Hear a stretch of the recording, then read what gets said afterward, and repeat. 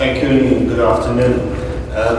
My presentation is based on a paper that myself and Gwen de Ruymaker, who's sitting there at the back, wrote earlier this year. And it's slightly different from the other presentations made today in the sense that it's not specifically focused at the Khayelitsha Commission or the Marikana Commission, but rather presents a framework that will hopefully help us to understand impunity for human rights violations by law enforcement agencies in South Africa. Now, in the paper we look at both SAPS and correctional services because there are similarities. So I'm trying to take correctional services out of this equation, or out of this presentation. But I think if we're talking about police accountability, we must also understand what is impunity, because otherwise we're not going to come to appropriate responses. In short, we have a situation of de facto impunity in SAPS at the moment. The law provides that policemen or police officials can be held accountable, but this very rarely happens, and the same goes for correctional services. People are shot, tortured, etc., but very seldom police officials are disciplined, prosecuted, and ultimately punished in an appropriate manner. We also know that every year there are literally thousands of allegations and complaints about serious human rights violations, often with fatal consequences. So it's not a case of isolated incidents. This is a systemic problem in both SAPS and correctional services. I think, just to be a bit academic, we also need to understand what we mean by impunity, and the Human Rights Commission defines this, and I'm reading, the impossibility de facto or de jure of bringing perpetrators of violations to account, whether in criminal, civil, administrative or disciplinary proceedings, since they are not subject to any inquiry that might lead to their being accused, arrested, tried, and if found guilty, sentenced to appropriate penalties, and to making reparations to their victims. So with that said, the paper presents a fairly simple structure for analyzing how we can possibly understand impunity. On the one hand, there are the so-called structural aspects, and these refer to legislation that is in place, to treaty ratifications by South Africa or any other country for that matter, to structural improvements to the penal system, and so forth. The functional aspects are those aspects that, where there are indeed structures in place, they either perform poorly or they are not utilized at all. So that's the two broad categories of aspects around impunity. And I'm now going to try and summarize a 60-page paper in 8 minutes. So if I'm brief, please forgive me. The full paper is on the website.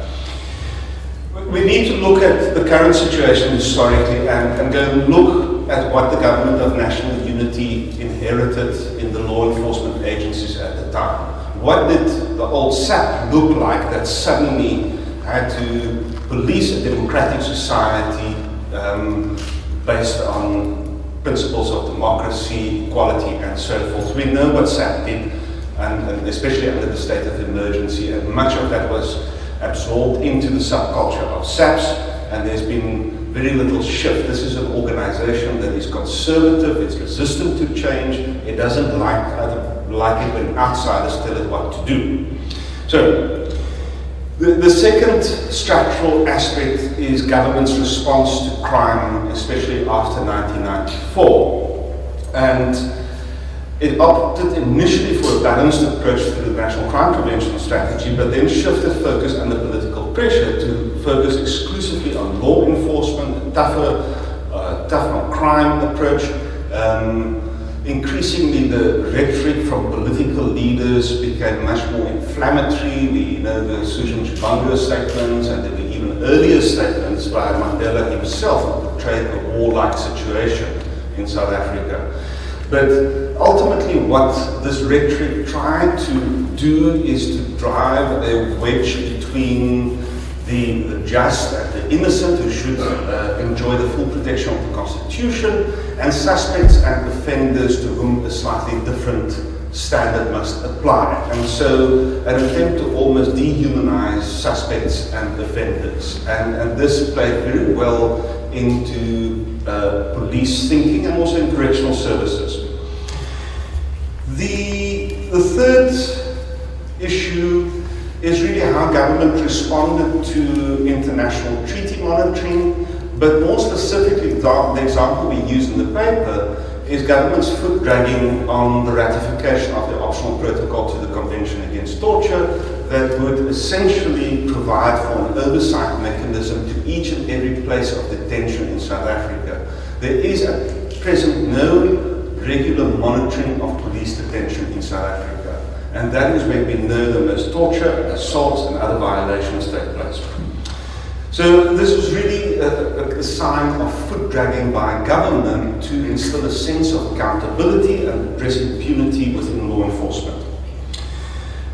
The fourth structural aspect is the manner in which law and policy reform faltered after 1994.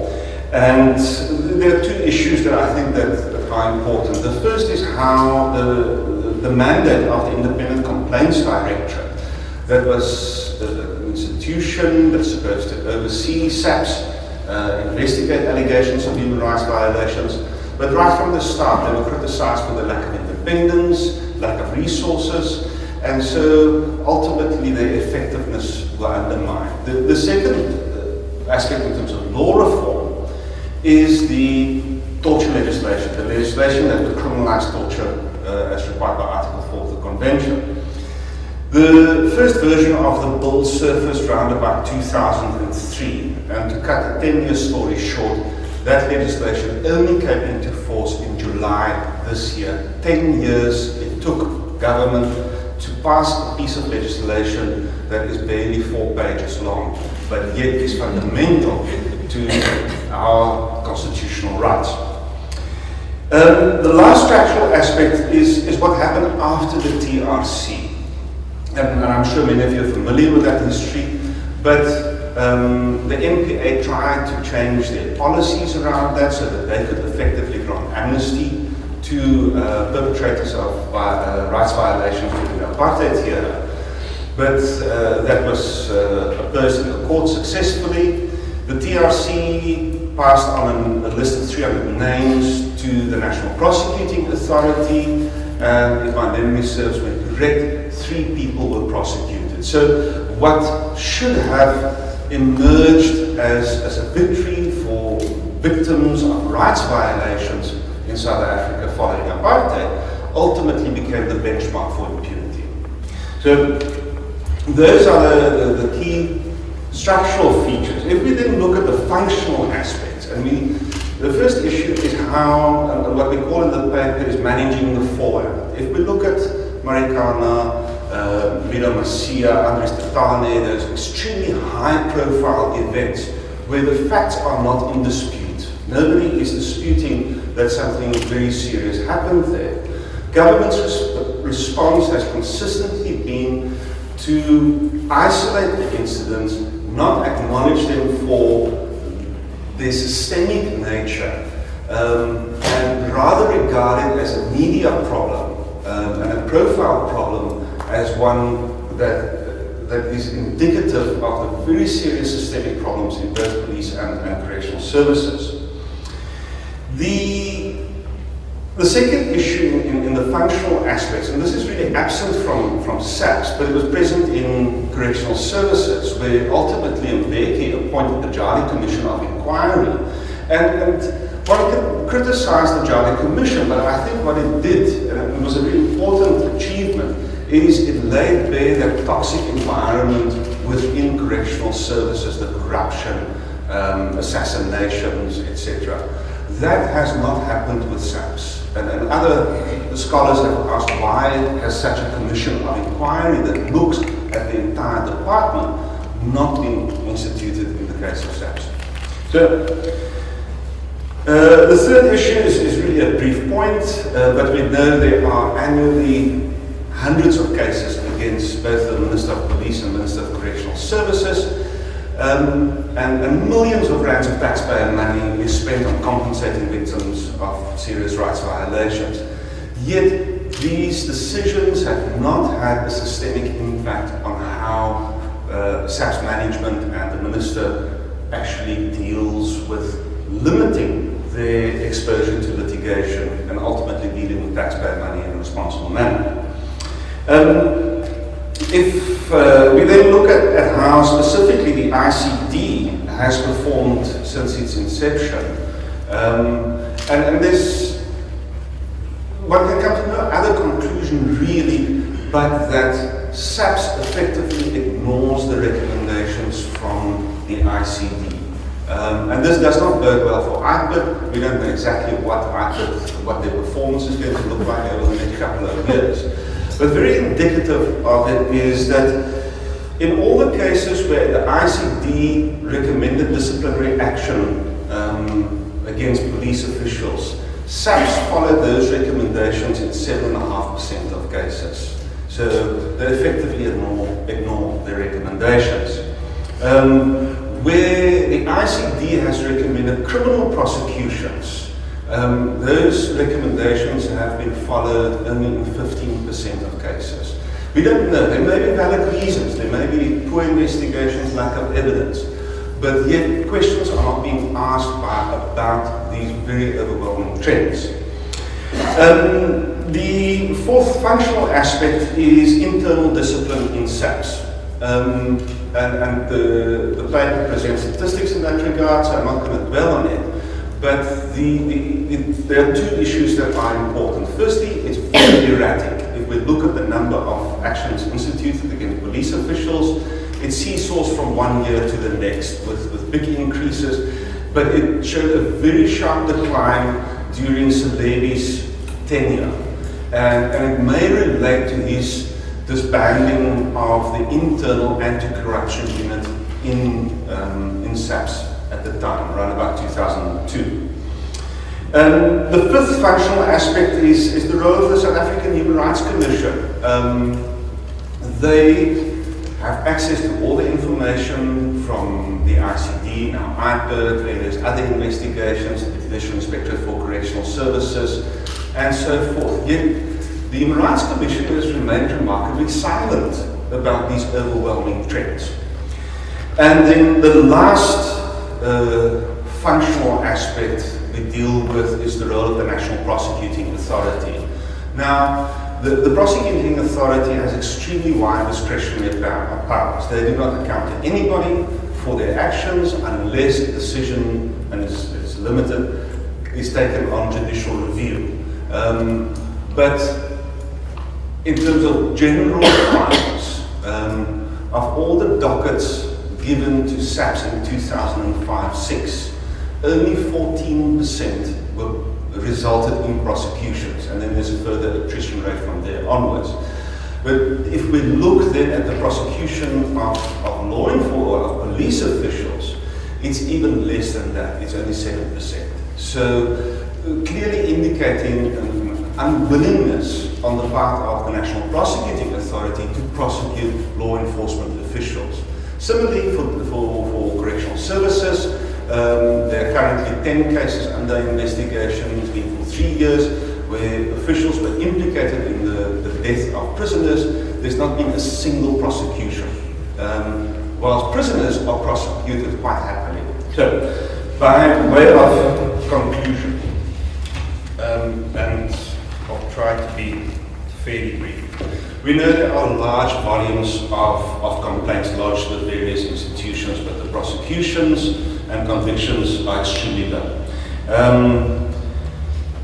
What we're trying to put forward in this paper is that there's not a single reason that we can pinpoint for the current situation of de facto impunity, but it's a combination of factors, structural, functional, and historical, that have existed for many years, and that contributes to the situation we have at the moment.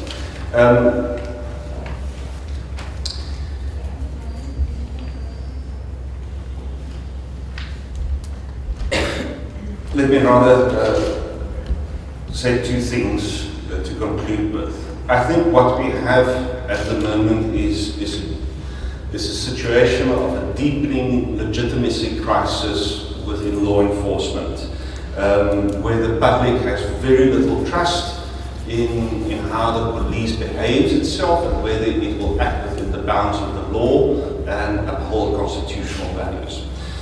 Then I think an important consequence of continued and ingrained impunity is that victims of rights violations have by and large lost faith in the ability of the state to provide proper redress to them. Thank you very much. Hi, Kate, a number of titles. My question's got more specific than is it fixable? I recall the Commission of Inquiry that there was an argument made by Minister Mtetra's counsel, ironically enough, that what Zille was trying to do was possibly threatening the separation of powers. I think that that's quite clear that what we can see, particularly in terms of what Tebogo has told us, that there is clearly encroachment here.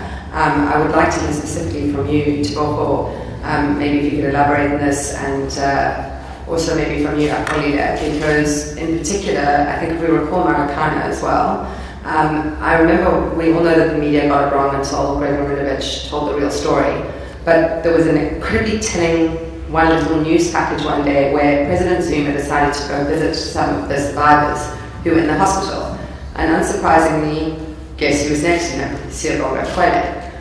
Also, unsurprisingly, we know that, sorry to use a really callous term, but he's BFFs with Nathi and Mtetra. So we all know that there's clear political links going on here. There's clear encroachment coming from the state. There's examples of state-sponsored violence, in particular in Marikana, but also with regards, maybe Axel Zaki, if you could speak about how you think that resonates in Khayelitsha in particular, also because we have a DA-ANC provincial dynamic going on here. And sorry, I know that was a complex question. I'm Mike, African Arts Institute. Given the impunity that you've been speaking about, and Zaki, given what the TAC managed to achieve, as the TAC, by going to the courts, you're obliged to go to do a whole range of things. What can organizations like the SJC do in approaching the courts for relief or to effect change? Because this sounds completely depressing, what you were outlining earlier. And, we think about our police commissioners who have lost their jobs, the numbers of detentions, deaths in detention, etc., all the kinds of things that we've been pointing out. There must be some way that we as civil society can, bring pressure to bear to change this situation, because otherwise it's Marikana and Khayelitsha simply going to be symptoms of this kinds of things all the time. Yes, I think it is fixable, but I think it's important that we understand where we are at the moment. My view is that SAPS is in crisis, and a very simple definition of a crisis is when nothing anchors the future. If we think, what would SAPS look like 5 years from now? It doesn't look very good if we continue on the way we continue now. So if we accept it's in a crisis, then it forces us to think in different ways about reform, and it allows us to put options on the table that may previously not have been considered as legitimate or viable or whatever. And I'll use one example, and this was in Poland after the transition to democracy, where there were serious problems in the prison system. For starters, they appointed a sociologist as the commissioner of prisons, and not somebody from the inner ranks. But over a period of 2 years, either through discipline or voluntary severance packages to apply pressure, they got rid of 40% of the staff and replaced them with a new caliber of staff that were more amenable to running a prison service in line with democratic principles. So it is that type of thinking that I think one needs to put on the table and say, well, we're in crisis, what can we do? The other example, it comes from correctional services here. I think what correctional services have showed over the last couple of years, and they're far from perfect, but there's been definite improvements, but it's really a very long and slow process of clawback and fixing systematically one problem after the other. There isn't a magic bullet. It is about ensuring that internal discipline is maintained, that command and control processes work, basic management procedures, administration, and so on. And then I think the third issue is leadership. And SAP's leadership has just been a problem for decades now. So that really needs to be fixed. Then I think we can fix the situation. Thank you.